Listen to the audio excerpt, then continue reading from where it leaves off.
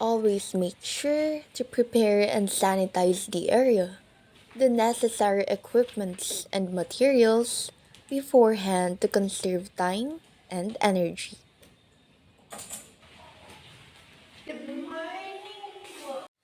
Greet the client. A warm and respectful greeting sets the tone for our interaction. It helps establish trust, reduce anxiety, and promotes open communication. Good morning po.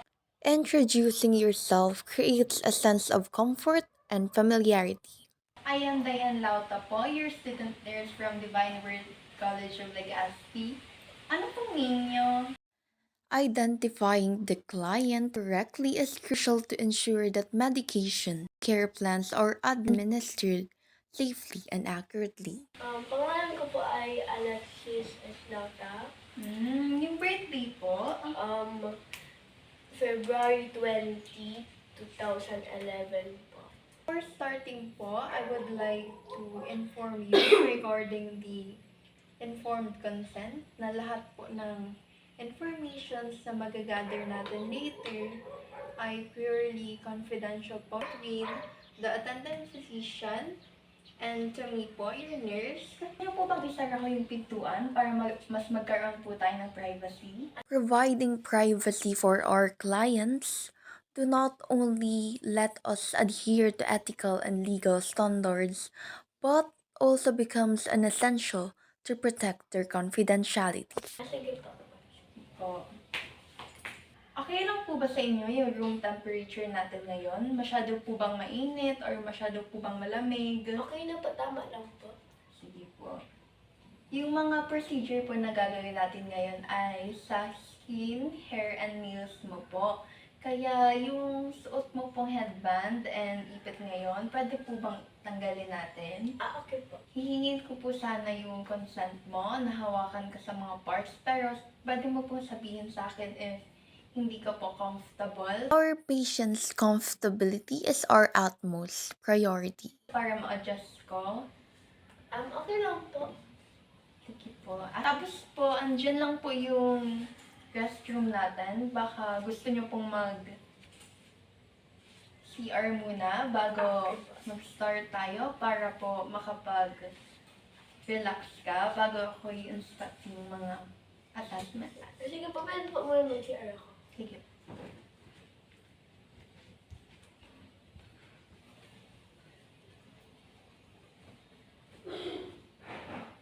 Hi po ma'am, natapos na po ako mag-CR. Sige po. Before we start po, papasuotin muna kita ng lab gown. Okay lang po ba? Okay po. Sige po. Halika po dito. Ma'am. Sige po, ganyan po. Dito po, harap ka po dito. Yan po. Sige po, isuot mo lang. Ito po, na-check ako. Sige lang po, atching ka po muna, ma'am. Sige po, halika na po dito. Yan.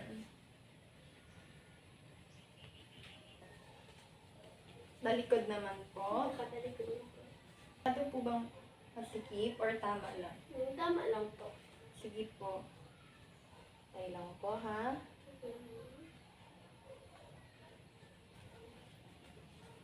Yun na po.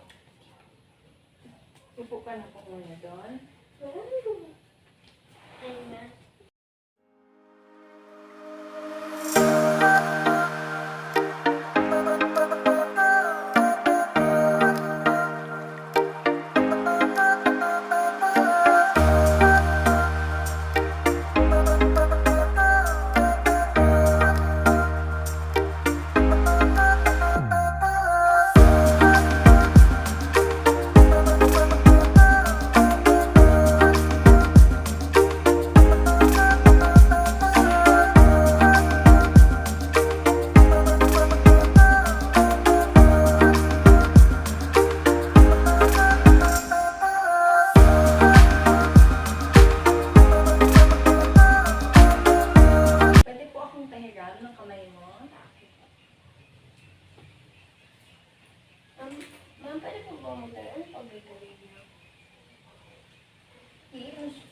lang po yung kamay mo. If ever po ba may mga lesions, ganyan. Ano pa yun?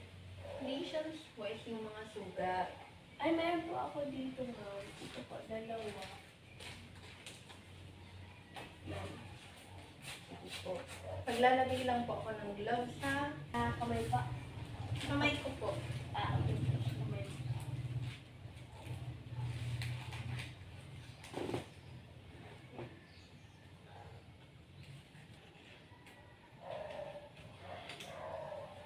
Ano po, ma'am, tawag dyan? Gloves po. Anong klaseng gloves po?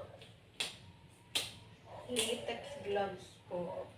Para maprotektahan po kami ng mga nurse for our own safety lang po. Kuya po, may sakit pa yung isang tao. Opo. Ma'am, ganito po ba talaga to? Alin po? Ito po, parang ano siya sa neck. Okay lang po ba? Opo, ganyan po talaga yan. Sa parang- Ma'am, ano po ba tawag sa mga gamit nito? Alin po? Ito po. Magnifying glass po yan. Ready na po ako. Pwede po ba ulit akong pahiram ng kamay mo? Okay po.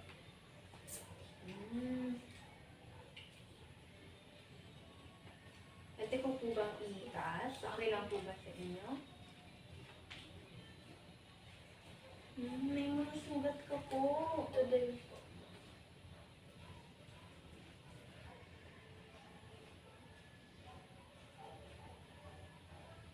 Smooth naman po yung skin niyo. Ako, ang skin ko pa yan. Opo. Huwag ka po masyado maganda. May slight discoloration po dito. Masyado po ba kayo naglalaro sa labas? Ay, opo. Hmm. Minsan po, naglalaro po kami sa, Dito naman po. dirt. Alam niyo po yung dirt. Opo. Ay, ma'am, tinitingnan niyo po ba kung may sugat ako? Dito po, mayroon pa ako sugat yan po. Ay, ano pong nangyayari dito? Hindi ko po alam, bigla na lang ko ganyan. Hmm. Di ba siya po? Wala din naman pong signs of breakdown ng skin. Wala po. Pero medyo morena ka lang po. Apa. Nagmana ka po ba sa nanay mo? Hindi po. Ay, kanino ba sa tatay ko? Hindi po. Saan po? Hindi ko po alam. Kasi sabi daw ni mama, palagi daw po niya ang binibila daw baby pa. Kailangan po kayong ibilad para makakuha kayo ng nutrients. Kasi essential po yun para sa mga newborn babies. Opo. Ni mama, nagmana daw po ako sa lolo ko. Sa pa nga po, pwede po akong umupo. Okay lang po ka-level po kita. Apa.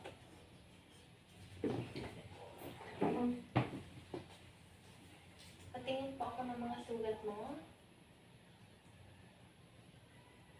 Ito po, fresh pa po yung sugat mo. Ito po, fresh din po. Ay, di man po ito fresh. Kahapon pa po yan. Ripe na po siya. Yun po. Hinog na. Apa. Sarap na. Ay, ito din po, mama. May isa pa po ang sugat. Ano po ito? Parang ang dami-dami mong sugat. Naglalaro ka po ba madalas sa labas? Apa, ma'am. Hindi po dito. Pero ito po. Ito po, ma'am, yung sugat ko. Tapos ito din. Pero parang matagal na po yan. Pwede ko po i-measure Sige po. yung sugat. Lahat pa? Opo. Sige.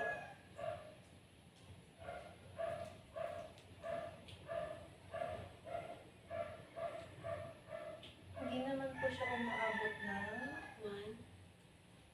1 centimeter Pero ito or po. 1 millimeter. Umabot po siya ng 1 millimeter.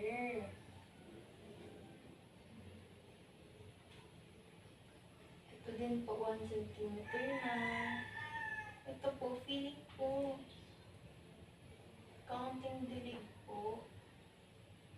magkakaroon na siya ng infection. Ano po dapat dito gawin? Sige po, ilinis ako po muna ha. Ano po ba dapat gawin ko dito para hindi po siya mag-infect? Lagyan ko po ba ng band-aid? Linisan mo lang po regularly, tapos maligo ka po araw-araw para malinis po yan. Kasi the more na pinapabayaan po, the more na magkakaroon po ng infection. Okay po. Po? Pati po ito, pag pinabayaan ko po. Opo. Pwede din po siyang mas lumaki pa. Pwede po ba maging piksa? Opo, kasi kapag kinamot mo po ng kinamot yan, mas lalaki po siya. Paano po sa paa ko? Ganun din po. Meron ka din po sa paa mo? Opo. Madami po. Tapos ang dami ko din pong periklat. Napatingin niyo na po ba yun noon sa doktor? Apa. Ano po sabi ng doktor? Wala man lang po. Meron lang po akong mga piksa. Tapos, linisan ko daw always. Tapos, gamutin ko daw always. Hindi ko po ba naliligo everyday? Naligo po. Baka Every 2 may days. Everyday po dapat. Everyday din po dapat ikaw mag-wash ng mga body mo. Pwede ko po maipakita. Sige po, if comfortable ka po, ipakita. Ang dami po. Ito po, piksa to. Ito pinamot ko po. Ito po yung periklat ko dati. May mga peklat ka din po. Ito po. Dito din po. Pati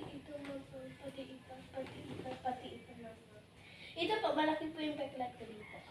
Tingnan mo pa dito. Ano pong nangyari dito? Nagkasugat po ko ito. Kinamot ko po. Tapos bigla na lang lumaki. Iba na po. Ito din po sa kabila. Kailangan din po. Pwede po. Sige po. Comfortable po ba kayo? Opo. Okay na po. Sige, itaas mo po. Kabila naman po. Tulungan niyo. Sige po, tulungan kita. Yan, very good. Baba mo na po. Mas marami pong sugat. Ito po yung 3 beses na po ako dito nagkasugat. Nahulog po kasi ako 3 beses sa bike. Ay, ito po, mukha ng may skin breakdown and rashes po. O may pasak ka din po. Hindi po ito pasa. Ano po ito? Peklat din po siya kasi Kasi peklat mukha po siyang pasa. Hindi po siya masukot.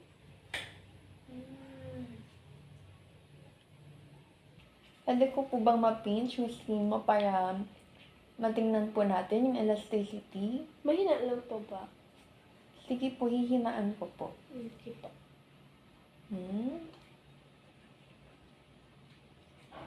Bumabalik naman po siya agad sa dati. Opo, bumabalik naman. Normal naman po. Dito naman po.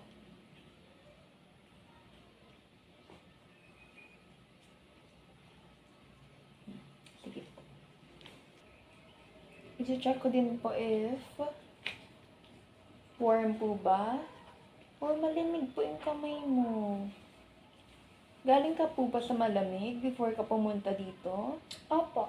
Saan ka po galing? Dun po sa aircon namin. Saan po yun? Yung aircon? Dun po sa bahay po namin. Gaano po kalamig? Hanggang ngayon po kasi parang ganun pa rin po kalamig yung temperature mo. Kasi po, Pwede pong patingnan.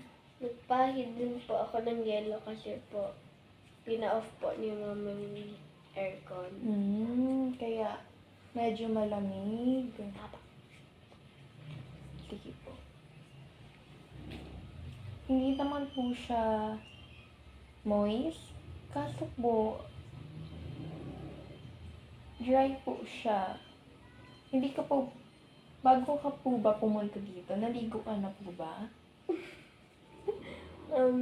Hindi pa po, ma'am. Po, kaya siguro dry pa siya. Medyo dry po siya. Sige po, sabihan ko po si Doc.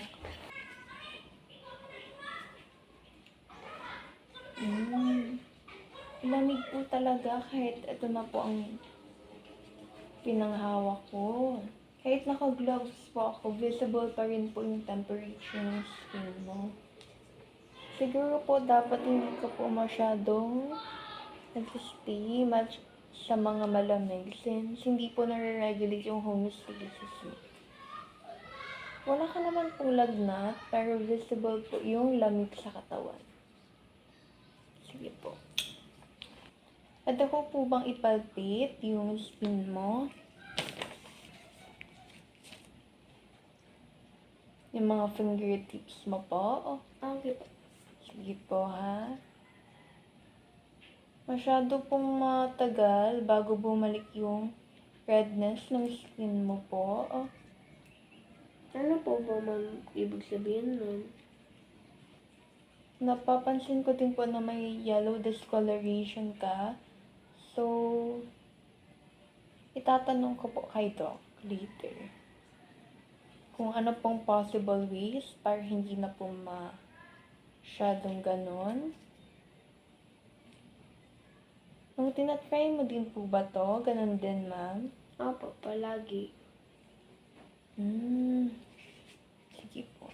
So, ipapalpate ko lang po itong ankle mo to check for edema. Ngayon po, madam, sa hair naman, pwede po bang patanggal ng eyeglasses mo? Kasi po baka mahulog po mamaya kapag pinag-inspect ko na yung scalp mo. Thank you po. Po. Pwede ko po bang hawakan? Okay lang po ba? Dito ka umupo? Okay po. Po. Inspect ko lang, ha? Mamay ko po ba? Gamit po ako ng penknife. May visible dandruff po. Dati na po ba to na dandruff? Opo. Huwag po masyadong magalaw, ma'am. Wala naman po signs ng lice, so healthy naman po ang scalp mo. Okay po, alis. Yes po. Dito po. Here naman, malinis ang head mo. Pero medyo dry po yung hair mo, no? Ibaba kasi ako naligo. Bakit hindi ka po naligo bago pumunta dito? Pinamadali na po kasi ako ni mama.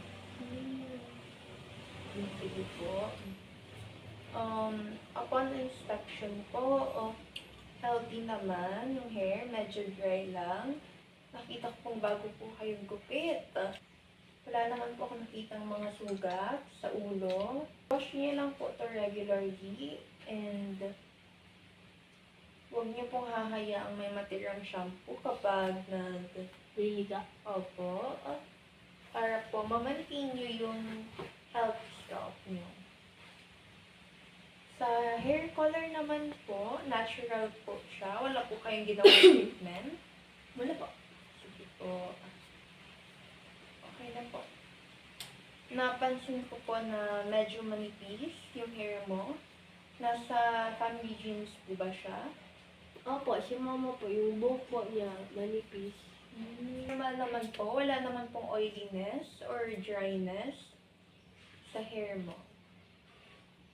And I think it's a good sign po, especially that given na yung skin mo lang po, yung kailangan natin i-address kay Doc. But lastly po, kailangan po natin i-inspect. May I have po your nails? Check ko lang po if may discoloration po ba. Ay! Wala po kayong nail cutter sa house niyo? Or tamad lang po kayo talaga? Hindi ko po mahanap eh.